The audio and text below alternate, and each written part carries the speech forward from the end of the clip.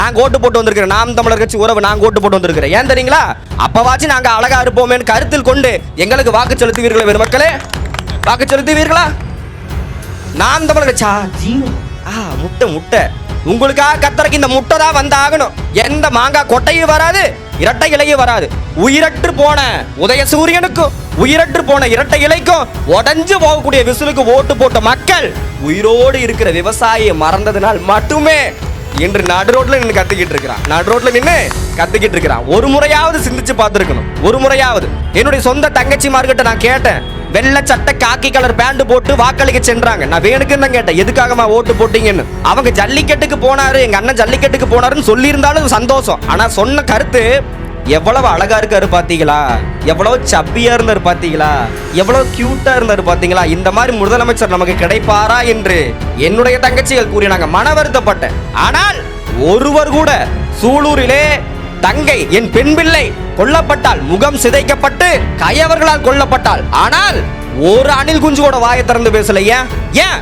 ஏனென்றால் ஐயா சுபவி அவர்கள் கூட ஒரு காலகட்டத்தில் குறிப்பிட்டார், நாம் தமிழர் கட்சியும் செந்தமிழன் சீமான் அவரையும் எதிர்க்கக்கூடிய காலகட்டத்தில் நாம் இருக்கிறோம் என்று. காரணம், அவர்கள் இந்த தேர்தலை முன்னிட்டு வேலை செய்வதில்லை பெருமக்களே. அவர்கள் அடுத்த ஆண்டு கனவை நோக்கி பயணிக்கக்கூடிய உறவுகள் நாம் தமிழர் கட்சி உறவுகள் என்று மூலமூலைக்கு பேசினார். ஆனால் நாம் தமிழர் கட்சியை மறுதளித்த மக்களுக்கு நன்றி. ஏனென்றால் நாம் தமிழர் கட்சியில் இருக்கிற ஒருத்த உள்ள போயிருந்தா அனைத்து சட்டமன்ற உறுப்பினர் வெளிநடப்பு செஞ்சிருப்பாங்க. இந்த தாராபுரத்துல இந்த மக்களுக்கு என்ன பாதுகாப்பு இருக்குது? இந்த பக்கத்துல தான் அண்ணன், ஆட்டோ அண்ணன். நான் வேற யாரும் இல்ல, இதே அலசி ஸ்கூல்ல படிச்சவன் தான், இதே அந்தோனியர் ஸ்கூல்ல படிச்சவன் தான், இதே சிஎஸ்ஐ பாய்ஸ் ஹையர் செகண்டரி ஸ்கூல்ல படிச்சவன் தான். நான் பார்த்து வளர்ந்த அண்ணன் இன்று வட இந்திய கையவர்களால் கழுத்தறுக்கப்பட்டிருக்கிறார். ஏன்? வட இந்தியா உள்ள வரும்போது அவனுக்கு நுழைவுச்சீட்டு இல்ல. என்ன காரணம்? என்னுடைய மாநிலத்தில் 90% வேலை வாய்ப்பு என்னுடைய தமிழர்களுக்கு கிடையாது. வெக்கக்கேடு. திராவிட மாடல் அரசு 2.0 நிறுவிக் கொண்டிருக்கிறார். அது சோஃபா மாடல் ஆட்சி இன்று நடந்து கொண்டிருக்கிறது. மண்ணா போச்சு, மக்களினுடைய நிலைமை நாசமா போச்சு என்று மக்கள் நடுரோட்டில் நின்று கத்தக்கூடிய சூழ்நிலை உருவாகி இருக்கிறது. நாங்கள் இலவசங்களுக்கு கொடுக்கிறோம், நாங்கள் 6 சிலிண்டரை கொடுக்கிறோம், நாங்கள் மக்களுக்காக இலவசமான போக்குவரத்தை கொடுக்கிறோம் என்று சொல்லக்கூடிய ஆகச்சிறந்த அறிவாளிகள், ஆகச்சிறந்த வேட்பாளர்கள் யாராவது ஒருவர், உங்கள் வீட்டிலேயே பெண் பிள்ளைகள் இருக்கிறாங்க, எங்கள் வீட்டிலேயே பெண் பிள்ளைகள் இருக்காங்க, அம்மா நான் ஆட்சிக்கு வந்தனா என் பெண் பிள்ளைய தொட்டானா அவனை சுடுவேன்னு ஒரு வேட்பாளர் சொல்லியிருக்கிறாங்களா? ஆனால் அதை முன்மொழிந்தது எம்முயிரண்ணன் செந்தமிழன் சீமான். அதை யாராலும் மறுப்பு தெரிவிக்க முடியாது. தாராபுரம் சட்டமன்ற தொகுதியிலே அதிமுக என்பது அவமானத்துக்குரியது தான். இங்கே திமுக அதிமுக சமரசமே இல்லை. ஆனால் மக்கள் மாற்றத்தை விரும்புவோம், மக்கள் மாற்றத்தை வேண்டும் என்று மக்கள் நினைத்த ஒரே காரணம், அந்த அதிமுகவிலிருந்து எத்தனை பேர் உழைச்சி எத்தனை வீட்டுக்கு போய் அவங்களுடைய உழைப்பை நம்ம மறுதளிக்க முடியாது. ஆனால் மக்கள் நம்பி வாக்கு செலுத்தினாங்க. ஆனால் இன்று அடிப்படை அறிவு கூட இல்லாத ஒரு அணில் கூட்டத்திடம் இந்த மக்களை அடகு வைத்ததுதான் சத்தியபாமா அம்மையார் செய்த சாதனை. திமுக கடந்து இந்த தாவேக்கு ஆட்சி அமைத்த உடனே வெக்கங்கெட்டு போய் திமுகவினுடைய கூட்டணி கட்சிகள் இடத்துல நேரடியாக வீட்டுக்கு போய் பத்திரிகை வச்சு அழைப்பு வைக்கிற மாதிரி கூட்டணிக்கு அழைச்சாங்க. ஆனால் டிவிக்கே வெக்கங்கெட்ட டிவிக்கே ஒருத்தர் கூட வாயை திறந்து பேசல. ஒருத்தர் கூட. இந்த திருப்பூரிலே பாண்டிய நகரிலே ஒரு அண்ணன், அவர் டிவிக்கே சார்ந்தவர், அவரை பிடிச்சி 50 வட இந்தியர்கள் அடிக்கிறாங்க. கூட இருந்த எல்லாரும் கல்லிட்டு போயிட்டாங்க. ஆனா யாரும் போராடல. தமிழர் நாம் தமிழர் மட்டும்தான் அவருக்காக குரல் கொடுத்து மறந்து விடாதீர்கள் நண்பருக்குரிய உறவுகளே, மறந்து விடாதீர்கள். நாங்கள் சாதிக்காக மதத்திற்கானவர்கள் அல்ல, சாதிக்க வந்த தமிழர்கள் நாம் தமிழர் என்று செந்தமிழன் சீமானுடைய தம்பிகள் குரல் கொடுத்து நிற்கிறோம். இங்கு வட இந்தியர்கள், எங்கள் அண்ணன் கொள்கை பரப்பு செயலாளர் அண்ணன் கொற்றையூர் சிவா அவர்கள் வாக்கு கேட்க போற இடத்துல அந்த அண்ணங்கிட்ட கேட்கிறாங்க, எங்க வீட்டில் இத்தனை பேர் இருக்கோ, கித்தனா ரூபாய் தருவோம்? வட இந்திய பெண் கேட்குறாங்க. அப்போ அந்த இடத்துல என்ன வேலை செய்யுது?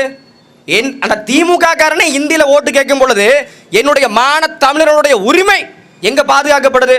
இப்ப கூட பாருங்க, பக்கத்தில் அணை கட்டுவதற்கு, மேதாவது அணை கட்டுவதற்கு ஆம்பளை எம்முயிரண்ணன் செந்தமிழன் சீமான் மட்டும்தான் கண்டனம் தெரிவிச்சிருக்கிறார். ஐயா விஜய் அவர்கள் போயிருக்கிறார் பிரதமர் மோடியை பார்ப்பதற்கு. எத்தனை அறிக்கைகள், மக்களினுடைய எத்தனை குறைகளை பேசுவதற்கு. வெறும் 4 யுவராணி பிடித்தது மறுமுகம், இவ்வளவுதான். அவர் போனார், 10 நிமிஷத்துலேயே வந்துட்டாரு. வெக்கமான பொழப்பு. கூட்டணி கட்சி காங்கிரஸை கூட சந்திக்காம வந்ததுதான் இந்த வெக்கமான பொழப்பு. சிங்கப்பெண் அதிரடி சூப்பர் 6 சிங்கப்பெண் அதிரடி படைன்னு விட்டாரு ஐயா எடப்பாடி கே பழனிசாமி. அம்மா பெட்ரோல்னு விட்டாரு ஐயா ஸ்டாலின் அவர்கள் ஸ்டிக்கரை ஒட்டி பிங்க் பெட்ரோல்னு விட்டாரு. இவர் வந்தாரு, கோட் சூட் போட்டு வந்தாரு, சோஃபா மாடல் வந்தாரு. வெக்கமே இல்லாம அதை எடுத்து போட்டு சிங்கப்பெண் அதிரடி திட்டம்னு விட்டாரு. ஆனால் அதை திறந்து வைக்க கூட அவரால் வர முடியல. ஏன்? அவருடைய மேனேஜர் ஐயா ஜெகதீஷோடைய இல்ல திறப்பு விழாவுக்கு சென்றிருக்கிறார். இதை விட பெரிய தலைவர் வேணுமா? எவ்வளவு கியூட்டா இருக்காரு பாத்தீங்களா? எவ்வளவு அழகா இருக்காரு பாத்தீங்களா? இப்பவும் சொல்றோம், நாம் தமிழர் கட்சி அழகா இருக்குன்னா சொல்லுங்க, நாங்க மூளைக்கு மேக்கப் போட்டு வந்து நிக்கிறோம். ஒரு முறையாவது ஓட்டு போடுங்க. ஏன்னா அந்த காலகட்டத்தில் தள்ளப்பட்டிருக்கிறோம். என் உயிரண்ணன் செந்தமிழன் சீமான் மூளைக்கு நின்று கத்தி கையெல்லாம் உப்பு பூச்சு தோலரிச்சு போச்சு. ஆனால் அப்படிப்பட்ட தலைவரை தேர்ந்தெடுக்காத மக்கள் தேர்ந்தெடுத்த தலைவர்கள் எப்படி இருக்கிறார்கள்? நாங்கள் ஆட்சிக்கு வந்தால் பெண்களுக்கு விடுதலை கொடுப்போம் என்று அம்மையார் அமைச்சர் அவர்கள் பேசுறாங்க. கீர்த்தனா அவர்கள் என்னங்கிறாங்க? அவங்ககிட்ட கேட்குறாங்க, நெறியாளர் தெளிவான கேள்வியை கேட்குறாங்க. நீங்கள் ஒரு பொண்ணாக இருக்கிறீங்கம்மா, இப்போ ஒரு பொண்ணுக்கு நடந்துருச்சு, உங்களுடைய பதில் என்னவா இருக்குன்னு கேட்டால் சிரிச்சுக்கிட்டே சொல்கிறாங்க, நிர்வாக ரீதியாக கேள்விகளை கேளுங்க, அரசியல் ரீதியான கேள்விகள் வேண்டாம். அந்த மாதிரி சிரிச்சுக்கிட்டே பதில் சொல்கிறாங்க. நான் ஒரு கேள்வி கேட்குறேன், ஏங்கம்மா இதே டிவி கேள அரசு அதிகாரி வேண்டாம், இன்னைக்கு கட்சி துண்டை போட்டுக்கிட்டு அரசு அலுவலகங்களில் ஆக்கிரமி பண்ணிட்டு இருக்காங்க டிவிக்கே கட்சிக்காரங்க, அந்த குடும்பத்தில் ஒரு பெண்ணை தொட்டிருந்தால் இந்த மாதிரி தான் இழிச்சு சிரிச்சுக்கிட்டே பதில் சொல்லிட்டு இருப்பீங்களா? ஐயா அருண்ராஜ் அவர்கள் தப்பு நடக்கிறதுல இயல்பான விஷயங்க, அதான் நாங்கள் குற்றவாளியை கைது செஞ்சிட்டோம்ல.